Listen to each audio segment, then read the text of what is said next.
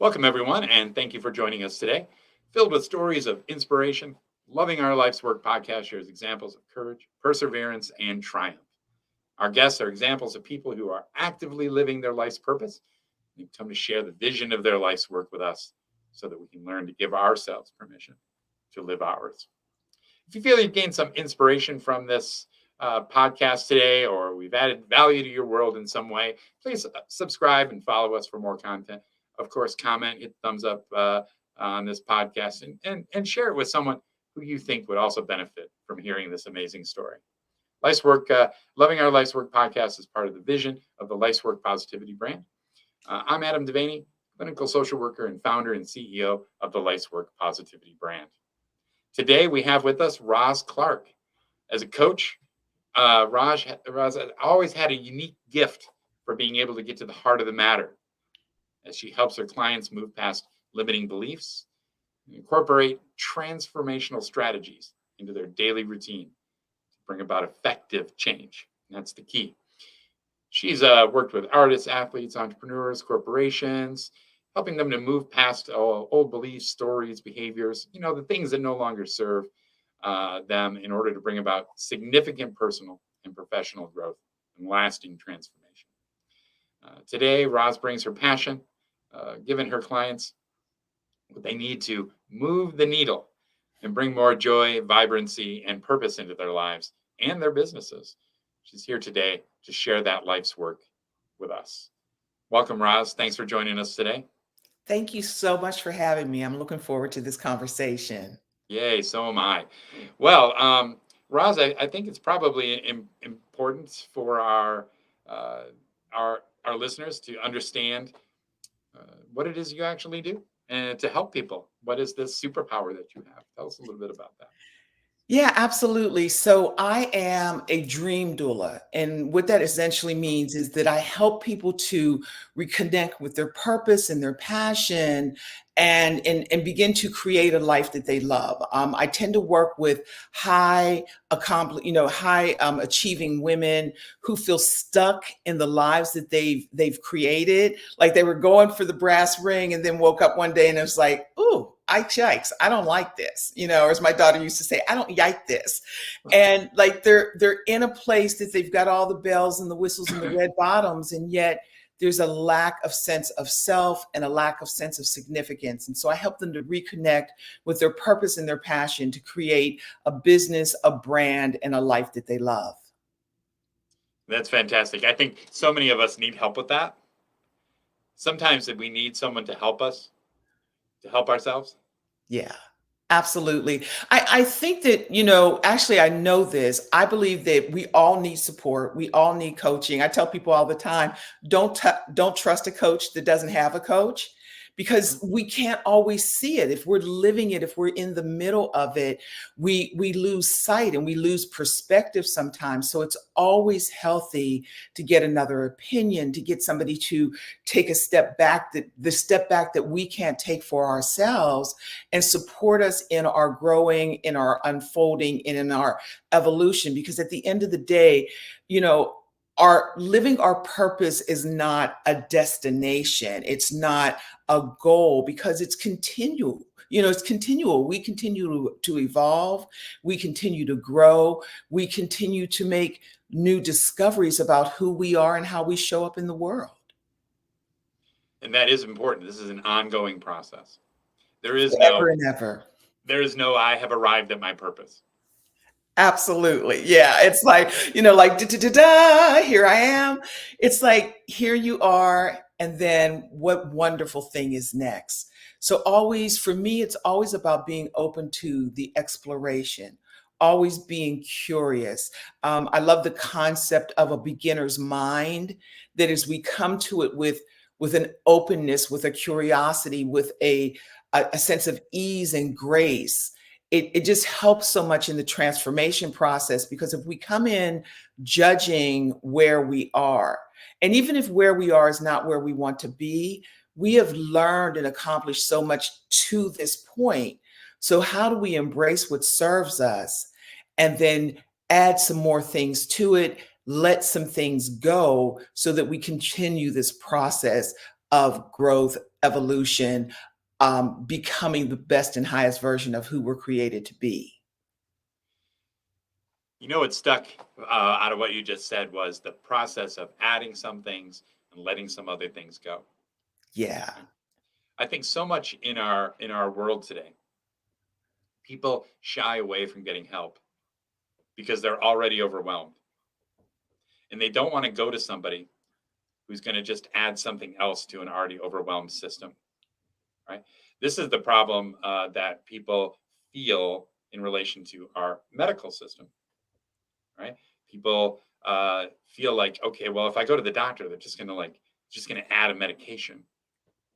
Right? They're just going to add something, right? Or if they go to a therapist, and I say this as a psychotherapist myself, they go to a therapist and they say, I'm feeling anxious, I'm feeling depressed, I'm feeling overwhelmed.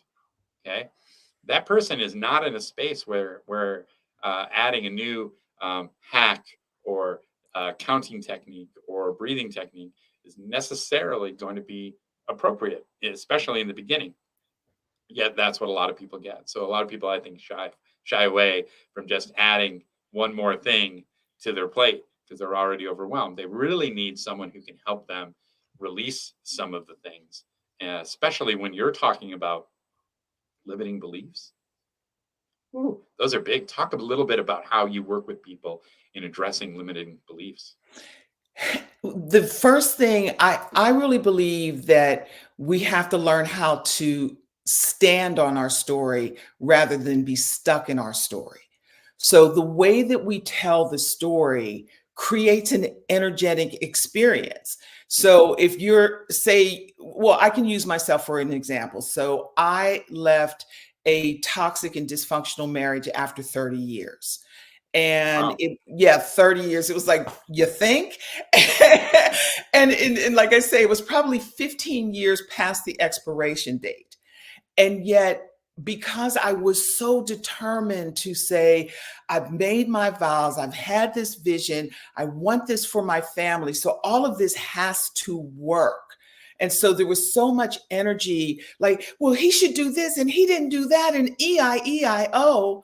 And then finally, I had to give myself permission to say, what do you want?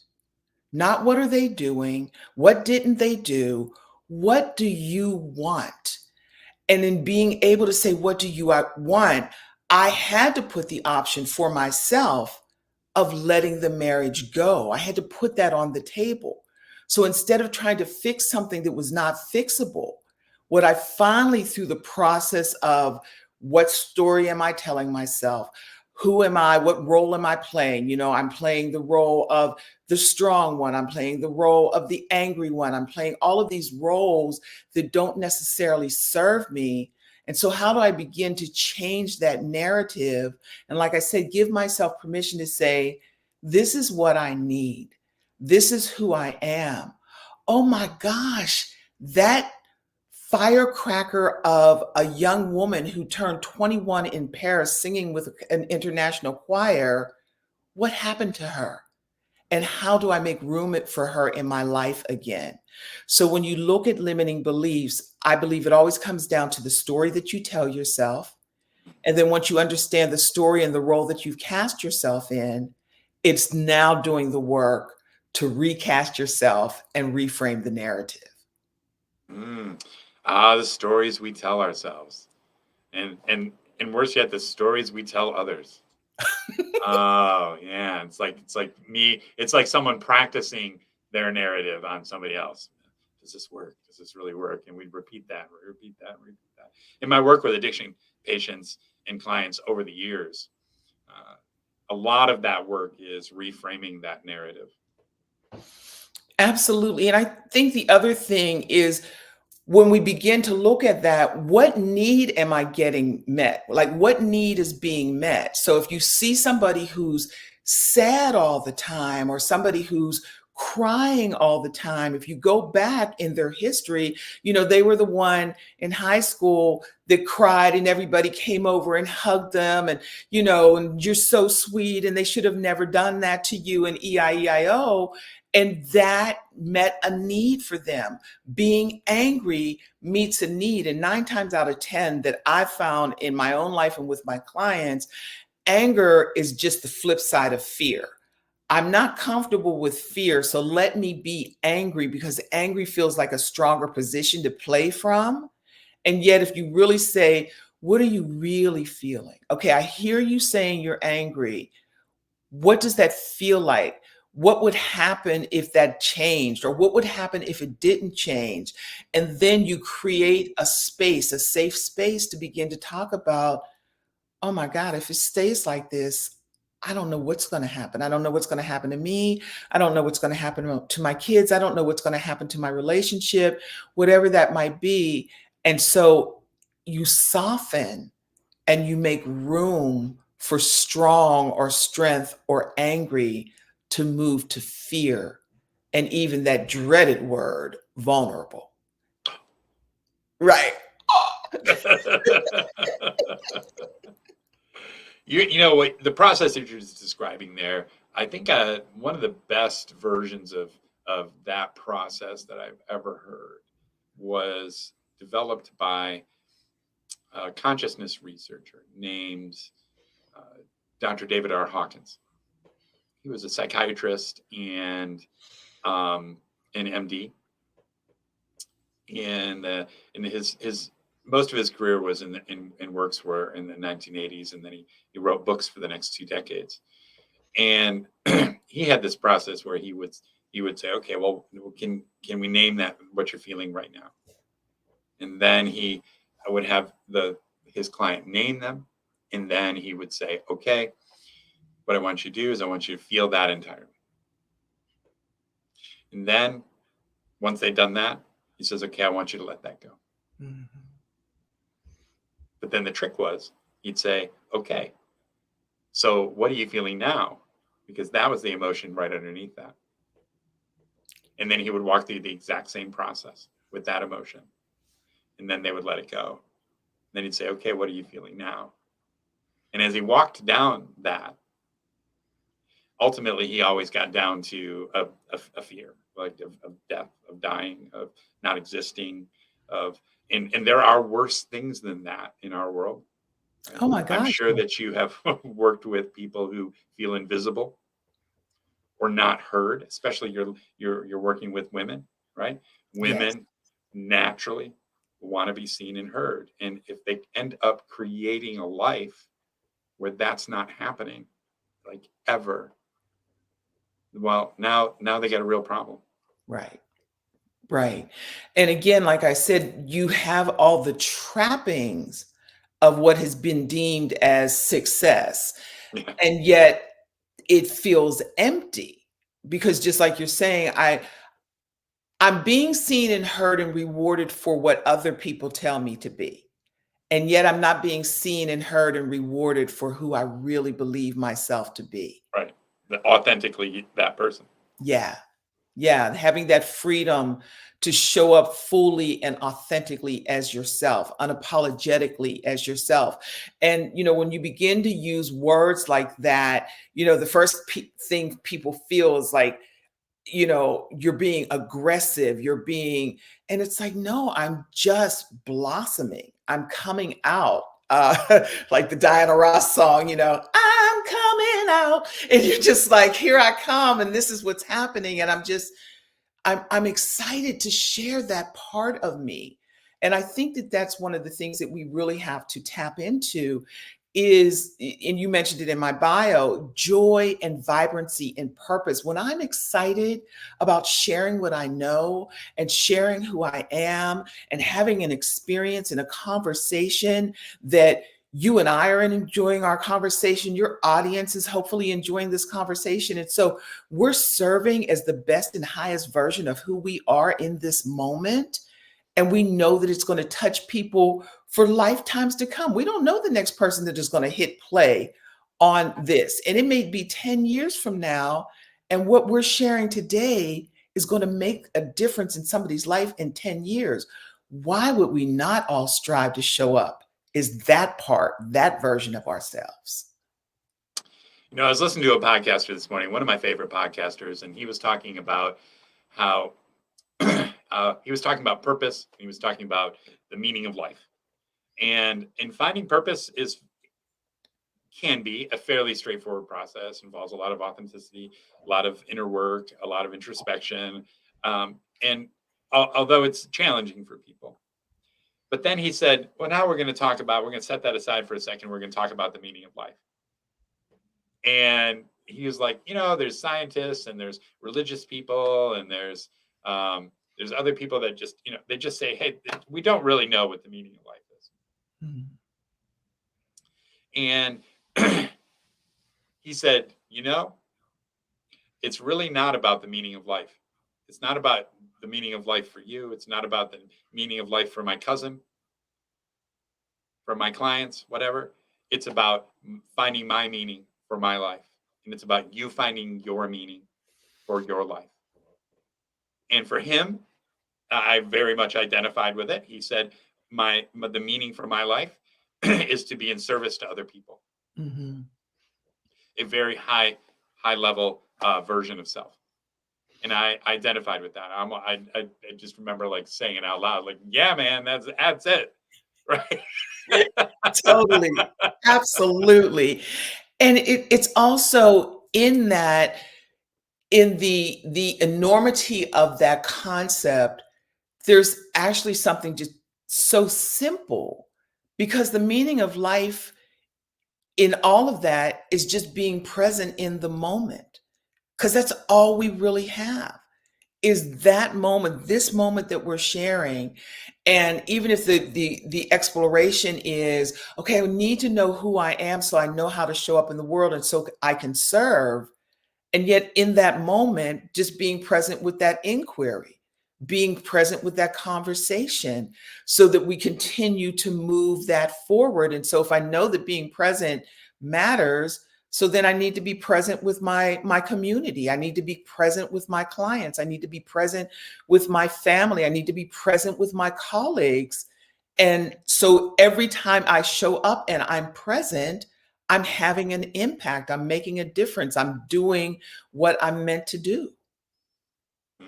Yeah, that being present is such an important key component, and we can practice that, and we should. Right? We should meditate. We should, practice the presence. We should do things like that. I heard it said the other day. It just blew my mind. It was the wife of a famous televangelist, and she said you should be praying and you should be meditating. She says prayer is talking to God. Meditation is being quiet enough so that God can talk to you. I was like, that is absolutely genius. Absolutely. And I know that, like, that whole idea of being present, and so many times, because we do, again, we make it so esoteric. It's like, okay, it's a mindfulness practice, I'm meditating, I'm whatever. And yet the meditation is the person in front of me is my assignment right now. And so rather than listening in the African American community, there's something called double dutch, and you jump with two ropes, right? And so the whole thing is, when you're waiting, you're doing this. Like, when am I getting in? When am I getting in? When am I getting in? And what it does is, you're not really paying attention because you're not listening to the person. You're waiting to say, when do I get to jump in and speak? And yet if we took a step back and said, let me really hear what's being said right now, then if and when we do speak, it will have more meaning. It will have more impact because I've listened to the person in front of me. I'm hearing what they're saying. I'm tuning into what's important to them. And so I can serve. I can really serve. And that could be in the store with the person who's waiting on you.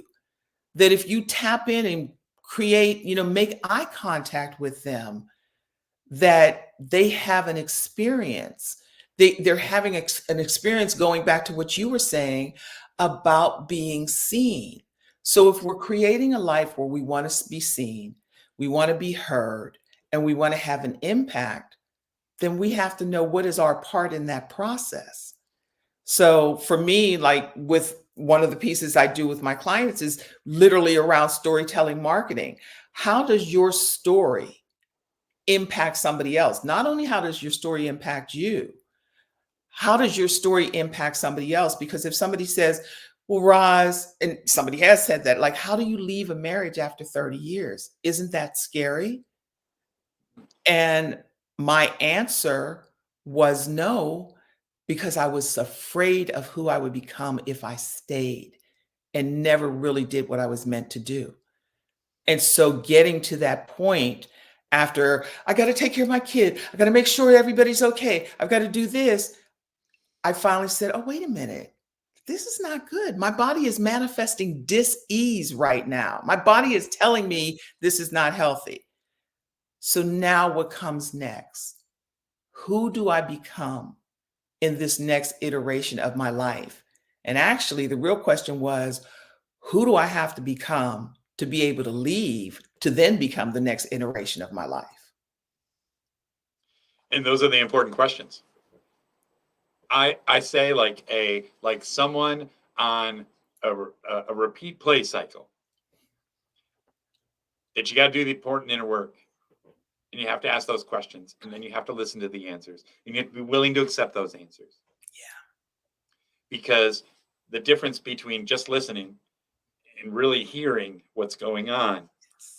Okay, listeners of this podcast will know that going back to the episode 1 of this podcast with Bill Winkler, he talked about doing that. Bill Winkler was a man who I I worked for when I was a young man as a busboy in his restaurant.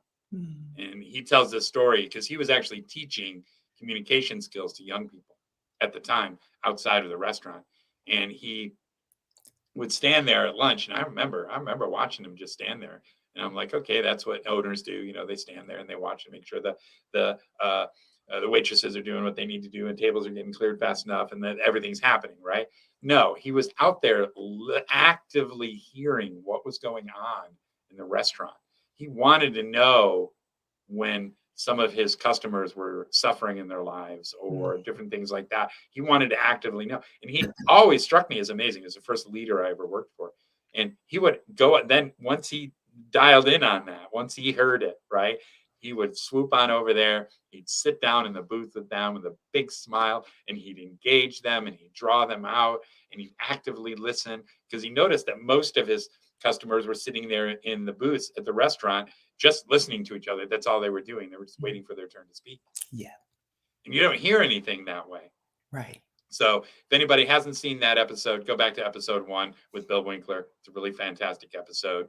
I think you'll get a lot out of it. But we if we're not hearing others, it's a reflection of us often not hearing ourselves, and that still small voice that exists with us and guides us and helps us create the meaning that, in your words, moves the needle in our life. Right. Yeah. So tell me about, Roz, tell me about that time in your life. You've been doing your coaching now for 8 solid years.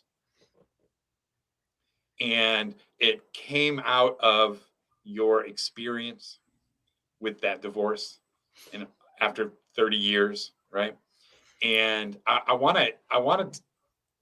invite you to take our audience on a journey of what meaning making was like during that time, how you found the ability at that time to stand up for yourself, which is really awesome. We always need more of that in our lives, but really make the meaning that shifted and pivoted your life in the direction that it eventually went. So in the storytelling, once upon a time. And so I'm actually going to go back a little further, and because it all connects. And it definitely connects with my work as a dream doula. So in my coaching, it really is around giving birth to your dreams, giving birth to your true and authentic self. And so I grew up in a blue collar working class neighborhood. And I always had these big, big dreams. My mother used to take us to the ice capades, and there was like, there's lights and costumes and skating. And I was just like, oh my gosh, I want that. I can't skate, but I want to be in the light. And so from the time I was a young girl, I had these big dreams, and my dreams were around being on the stage and being a performer. And so fast forward, like I said, coming through this working class blue collar neighborhood where no one had done what I was dreaming of doing, I end up touring with a classical choir and turning 21 in Paris, on track to have an international career as a classical soprano. So that was the plan. I was on track. It was all happening. And I came back to the States and still studying my craft, got married. My second child had his first seizure at 8 months old. Mm. And so when I tell you, you've never seen something so small shake so hard. Oh, And so I as a made father, that breaks my heart to hear yeah, that. it was really a journey. And so during that time, my daughter was like just a little over 2. We're in and out of pediatric intensive care wards. I'm doing everything that I can to create as normal of a life as possible. And so one of my commitments was that I wanted to make sure that my daughter did not get lost in my son's diagnosis. And so I made the choice to release my dreams for my career. And I supported my husband in building his. And so over that time, it was just 50 shades of crazy and just really challenging. And it just went from bad to worse. And so, like I said, around year 15, I was like, I don't think this is going to work or whatever. And yet it took me another 15 years to finally do the process. And so, I did the work. I did the work in therapy. I did the work as a spiritual person. I did the work as a conscious person. So, prayer, meditation, therapy, all the things. And I finally made the decision to leave and shared that decision. And of course, did all the work around that. I wanted to make sure that I gave it every opportunity and invited them to join me in the process. They didn't believe in the process. And so, I finally had to say, you know what, you get to be whoever you want to be. And yet who you are is not someone I want to be with. And so I began to make that process. And so it was, packing up to leave and whatever, and things got really dark and I had to leave quickly. And for my well-being and my safety. And so I ended up being homeless for 3 months. And, and what I will say is homeless is a relative term when you have people who love you and will help you. You know what I'm saying? So, For sure. I had one friend who was on tour. He was like, look, I'll send you the keys to my flat. You can just stay there until you figure it out or whatever. And yet, all of these things I've not worked in 30 years. So I've not had anything in my own name. So trying to find somebody who would lease to me and all of those things. And yet during that time, I'm still journaling and I'm still believing all of the principles and practices that I have lived on, that I have taught, that, that I believe that this is going to happen. And so I kept doing that. And I had people who were trying to help me find a place and they got discouraged. And I was like, oh no, it's going to be fine. And, so here I am still serving while I'm the one, not having a place to live yet. And so after 3 months, I was able to find, I had a choice between a home on a golf course or a condo in a gated community. And at the time I wasn't even thinking about it, but I took the condo that had these beautiful mountain views and it was like, oh, I'm safe because I'm in a gated community. So that was another piece of that. And then within 12 months time from being homeless, I start my business because I have to have something that I can do that keeps me at home so I can take care of my son. So I can't be, still can't travel or whatever. COVID hit during that period. Well, actually right before that. So I get my spot. I start this online business. I'm doing the coaching, I'm doing all the things. And I go back to Paris a year later, just a year later. I had not been to Paris since I was 21. And I went back for my 60th birthday. And what I tell everybody is that I celebrated my birth and my rebirth. And I Mhm. went back there not to regain my youth, and yet to reconnect with that bold and fierce dreamer who went there at 21 years old. And so I'm building a brand new life, a brand new business, creating everything that I want for myself and showing other women how to create it for themselves, so that I knew that I was the only thing between myself and my son and things never working out. And so there wasn't an option of saying, I can't do this. There wasn't an option of saying, oh, I'm too overwhelmed, I can't. The option was, what support do I need? What help do I need? What belief system do I need? What do I need to lean into? And most importantly, who do I have to become to accomplish all these things that I've set out to do? So, from that dreamer to Paris at 21, to 30 years of 50 Shades of Crazy, to back to Paris to celebrate my birth and my rebirth. And now here I am sharing my story, sharing my gifts, sharing my journey, so that other women can take time and money off their experience. They can have the benefit of what I've learned without having to bear my scars. I love that. So what you're talking about here is allowing people to give themselves, inspiring people to give themselves permission through hearing your story.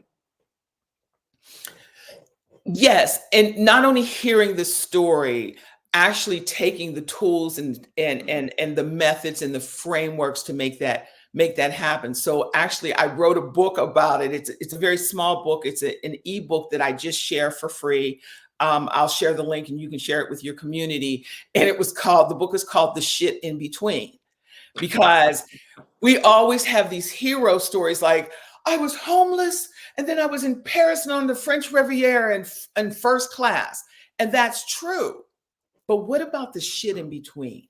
What about the mess and the gook and the ikes yikes and the yuck in between? If you don't tell people what that looked like, and that not only can you survive it, you can thrive, you're doing a disservice, because you created a fairy tale. I think that's one of the reasons I like the show Wicked, the back version of The Wizard of Oz, because it was not all good and not all bad. It wasn't Glinda the Good Witch and, well, the Wiz is Eveline. So there's all these elements in life. Life is messy. Life can be challenging, and life can be, heartbreakingly sad, and yet it can be incredibly joyful. And it's not one thing all the time. And sometimes it's everything at the same time. And so that is the work of saying, not only do you have to believe, not only do you have to pray, not only do you have to journal, not only do you have to meditate, you got to do the work too. Yeah, that inner work is so important, and then the outer work is as an expression of that. Absolutely. Absolutely. Because then it's the practical things. So it's storytelling marketing. So now not only am I telling my story just because I'm telling my story, and of course I'm telling it in a different way now, and I've told it in different ways over time. Because when you start, it's like, I did everything. And it's like, that's not going to serve you. So let's not tell the story that way. And then when you're in the middle, like I said, I'm cheering my friends on, like, no, it's going to be all right. I know it is. And so in the storytelling marketing, I teach women how to take their story. So you've seen my story, you've seen how my story is unfolding now. You've seen the challenges and you've seen the wins, and you found me because you heard me telling my story. And you want to leave that job, or you want to leave that situation, or you want to leave whatever. And yet you also know that you have to make a living. So, how are you going to take your story and package it in a way that brings people to you, that you can serve and build a business and a brand around your story that continues to serve other people. So it's the continuation of us using our gifts and our experiences and our talent. And I love the story that you told about the gentleman in the restaurant, that he was listening, he was tuning in, because that's one of the things in marketing. You don't sell people what you have. You listen to your audience and find out what they need, and you figure out a way to serve them so that you bring value. So, because if you help solve people's problems, they will pay you whatever you ask. And so you don't sell them your story or your idea. You listen to what they need and create something that's going to create transformation in their lives. Yes, exactly. That's you have to be able to hear, truly hear what people need, right? I know from myself in my work as a coach with other therapists, right? I know what they need. We therapists, we have a hard time. We have a hard time finding the help we need. First of all, it's very difficult to actually find someone who's not only qualified to help you, but like at that next level that you want to go to. Right. It's very hard for therapists to actually find those people. It can be a lot of hit and miss and trial and error to find someone like that. And how are we to look at what we do as therapists, which is a wonderful thing. I love being a psychotherapist. Okay. But how can we take what takes years of work in psychotherapy and time collapse that in a meaningful way to make significant, meaningful change in our lives? And that I know from me, I hear that from therapists. That's a real struggle for therapists. Mm-hmm. At the top of our field, who do we find to help us? How do the healers find the help? Yeah. And part of the beauty of what's going on in the world right now, and something that you tapped into 8 years ago, which is awesome. It's like it's definitely ahead of the curve, right? Is coaching. Coaching is so amazing because, Mm-hmm. as you said earlier, don't trust a coach without a coach. Right. Okay, because coaching has really expanded over just the past couple of years, basically since the pandemic, since a lot of things went virtual and we kind of became accustomed to that. And now we're talking about the global e-learning market here. We're talking Mm-hmm. about that being projected to be $1 trillion industry Yes. by 2028. That is profoundly huge. And not only from a financial economic standpoint, but from the ability of people who are meaning making machines like you, like me, okay, to radically expand the process of reaching people and offering the type of transformation that really impacts people's lives and then has ripple effects in the world. Yeah, absolutely. And one of the things that I love about, like, what you're talking about, the whole coaching community, the ecosystem, and also the growth system of what it has allowed people to do. Because like you're saying, for me, I started this journey. I left in 2018. I went to Paris in 2019, and then COVID hit that following year. And one of the first things that I did, I was already coaching and serving and whatever, but because we didn't know what this was and so many people were afraid, I just started sharing online and sharing content, and just being very open and transparent. I created a small little it was called Mindset Reset. It was a Mindset Reset workbook just to help people to like deal with their fears and their challenges and all of that. And it just took off. It took off. And I think one of the things was because we were confined, of course, some people really, really suffered as a result of that. And then other people just really blossomed. And I can take one example at the time, because again, my son, I have him with me all the time. His father chose to opt out and whatever. And so I was going live like every Tuesday at 2 or whatever. And so this particular morning I had gotten him up and fed him and got him, groomed and everything. And he was just in his room chilling. And I'm getting ready to go, put him on my face or whatever. And he has a seizure. And so I go and, go in his room and take care of him and get him settled and whatever. And then it's coming up on time for me to go live. And I could have just, put out a note like I'm not going live. And yet and still, and instead I said, I'm going to go speak to my community. And so, I don't put him on the camera, but I went on with like half a face made up. And I said, this is what life with someone who has seizures looks like. This is what my life looks like. And so I want to be honest and I want to be transparent. And I also want to honor the commitment that I said that I would show up during this time. And I want you to know that no matter what, you can keep showing up too. And so, of course, that was one of the ones that people were deeply moved by. And even though I looked like, it was still having that moment of being authentic and being able to touch people that during a time we couldn't touch each other. And so I think that has opened up. And even though we can go back to live and this hybrid that has been created and our ability to serve and knowing what our roles are, because one of the big things in my contract, whenever people work with me, I'm like, I am not a therapist. Like, I'm very clear about that. And I honor that gift and I honor that profession. So these are the things that I can support you in, and the things that I can't, let me refer you to somebody who's more skilled than I am.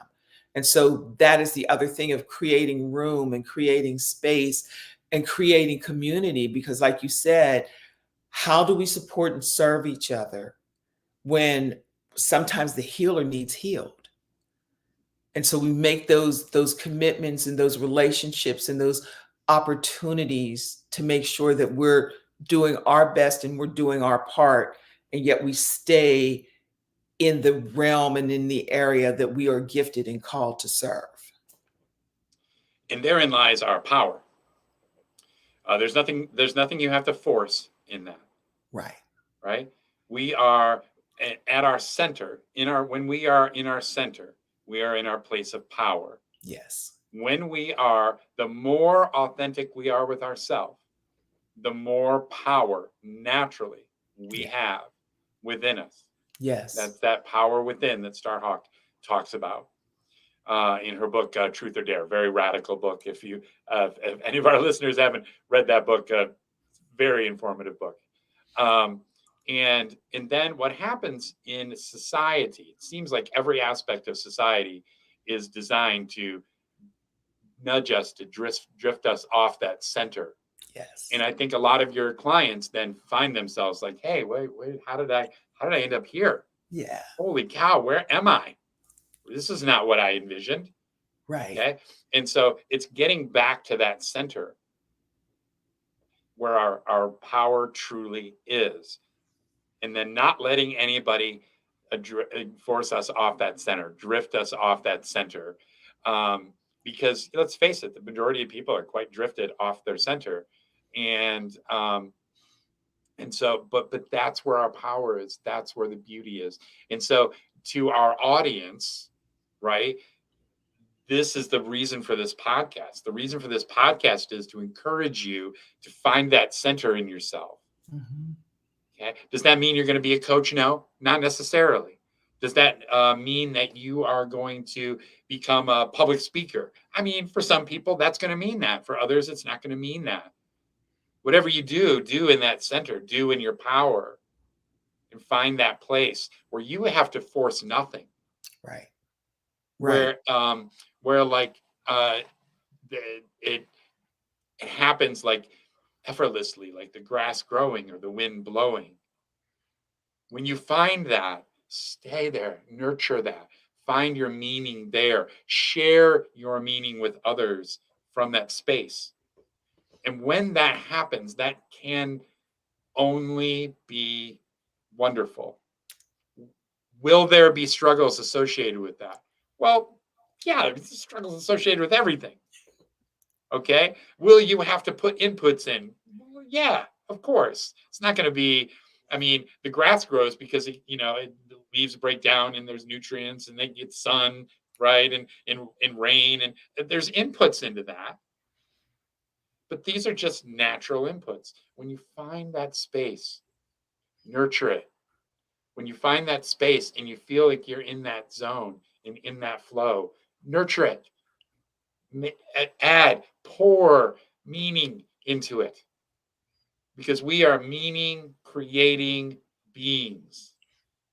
That's what really separates us here on this planet, was the meaning that we attach things. And meaning is not like there's no meaning inherent in this laptop that we're recording this on, right? There's no meaning inherent in that until I find that there's meaning in it, so that I can share this message through a podcast, Right. right? Uh, 100%. I tell you, I had this experience the other day with a patient, and she was in recovery, and she had really accomplished a lot. She dropped like 125 pounds. She had, um, been maintained sobriety. She was just really at her peak. She was doing so well. And a friend of hers was like, "Oh, I've got this friend at public radio, right? Maybe you should like connect with them and they can do a little expose, right?" And she was like, "Oh my gosh, that sounds wonderful, right?" Well, when it came out, it kind of turned out to be a bit of a hit piece. Mm. And the way that the whole recovery and addiction thing was framed was really dark, and really she's telling me about this, and this is during one of our appointments, and she's crying, and she just can't believe that this happened, right? And so this is part of just who I am as a professional and as a person, right? I attach meaning to that. Well, that stuck in my gullet throughout the day. And like a meaning making machine that I am, right? I came up with an idea for another podcast off of that, all right, called Addictions Speaking, right? Now that young lady is going to have an opportunity to tell the story that was denied to her when she went to the ever loving media, right? And so it's for me, that's just like a natural thing for me. That, like, the creation of that, the evolution of that, the creativity in that idea, and the meaning and the drive to pull something like that off. That's just who I am. That's me operating from that center. Okay. There's nothing forced about that. I don't have to force anything about that. Okay. People are either going to love it or they're not going to love it. Doesn't matter to me. Okay. That's who I am. That's where I exist. I exist for that. And there's a lot of meaning inherent in that for me. And Yeah. I'm going to share that um, with these people that I interview. Right. And, uh, and, and hopefully they can find meaning in that as well. And then people who listen, and everybody builds meaning around that, and everybody finds that beautiful center point, and hopefully people give themselves permission, because like I said before, we never know who's watching. Absolutely. I so agree. And like I say all the time that our dreams are the roadmap to our destiny. Like that person that we are inherently at our core.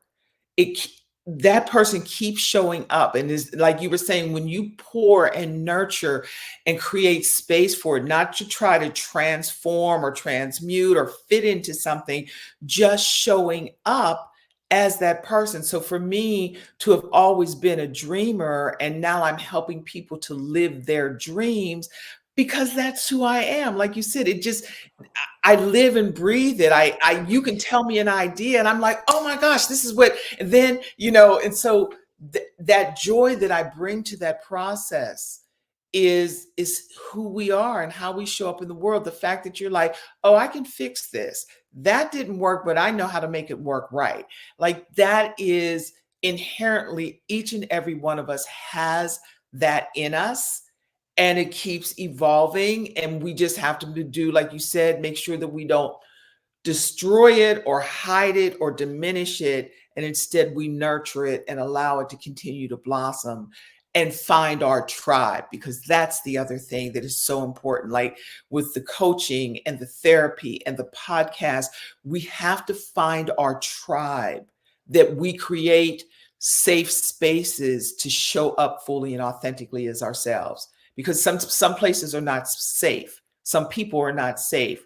And so we have to be very intentional about finding our tribe. And then us as leaders, we have to be really clear about creating those tribes and those safe spaces for the people that we are meant to serve. That place where they can land safely, right? They kind of have to fly in and they have to land there, right? We all have our individual free will and choice, and we're free to ignore things. That's fine. That's part of free will. That's the gift, right? We can listen to the inner voice. We can ignore the inner voice. I know I've done that many times, both ways, right? Right, and right. but but creating a sense of community as well is so important when we are healing from what happened in our societies just a couple of years ago. And I won't go into any kind of rant about that, but there was some schisms and some wounds made a few years ago.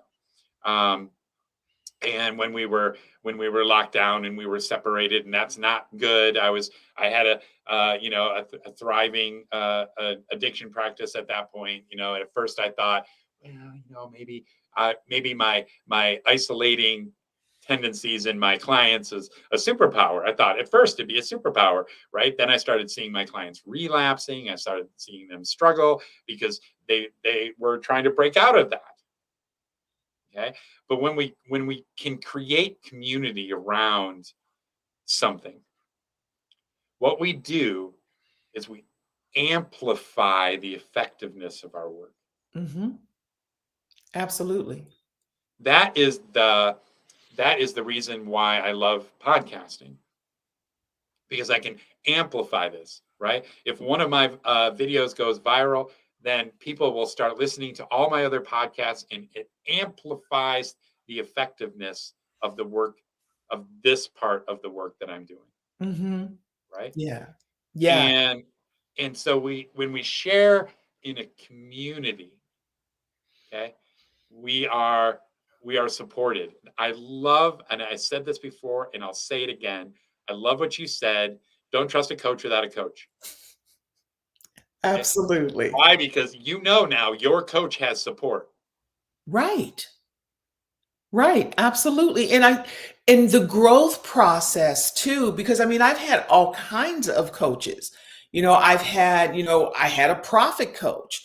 So I got to a certain point and I didn't know how to get to the next point. So I found a profit coach. I've worked with marketing people. Back in my career as a classical soprano, I had a coach for pedagogy, I had a coach for performance, I had a coach for language. So we're always, as we evolve and as we grow, how can we do that unless we have somebody who's further down the line than we are, who knows something that we don't, or we may know the same thing, but they see it differently than we see it, because we can't see it.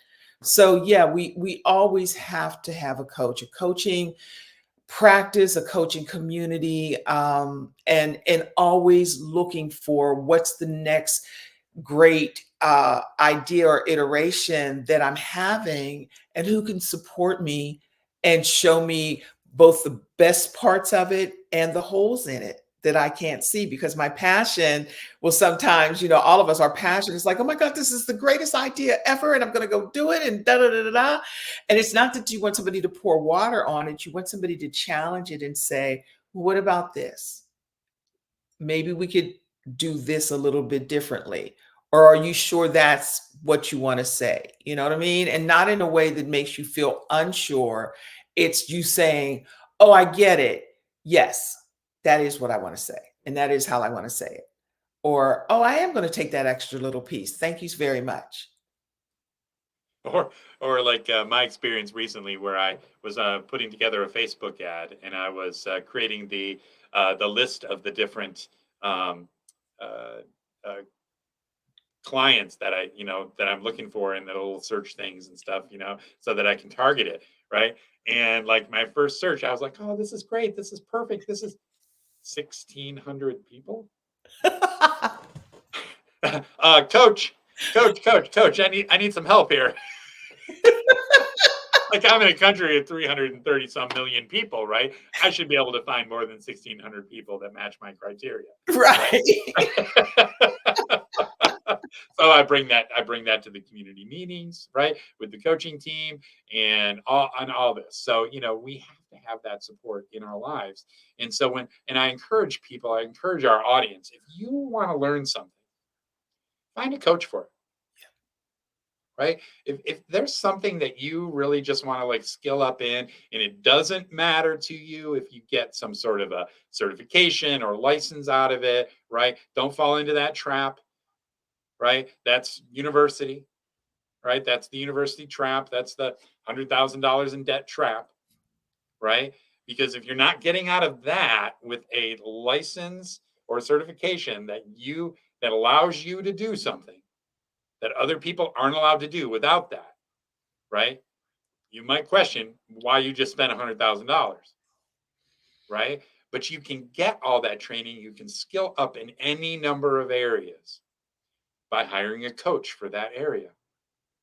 And we're talking about $1 trillion industry here. This is Right. big. This is a big deal. There's never been in the history of our country or our world a better time to find the help, to skill up, to get the perspectives, to get the help than now. I mean, it is just amazing.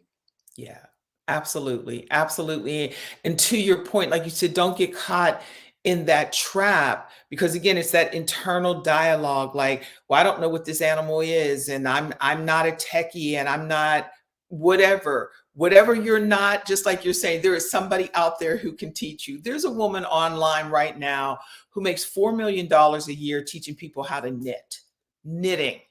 There's no skill, no experience, no opportunity that you cannot find a qualified coach for, and a supportive community and a client base if that's what you want. So you, like you said, this $1 trillion industry, don't wait to participate in it. There are so many opportunities to be able to be, and there's so much more freedom too, because in many ways the playing field is level. Because if you get the right coach, you get the right skills, and you just put it out there and it starts happening and you create your community. So zooming in on how you tell your story, zooming in on what your marketing message is, zooming in on how you find the right framework in your Google or Facebook ads things. There's so many things to do. So don't get in your head about what you haven't done or what you don't know how to do, or that you don't even understand what this thing is. This thing is a thing. And so get in now. Join the party. Yeah, there's a small masterclass for everybody right there. Yeah. Uh, when you find that part in your center and you're like, how do I amplify this? How do I bring this to the world? There are people out there going, hey, I know exactly how you do that. Right. Right? We can help and we can guide you. And so don't hesitate to reach out. Don't hesitate to do a Google search on whatever it is that you want to do and see who's out there helping you.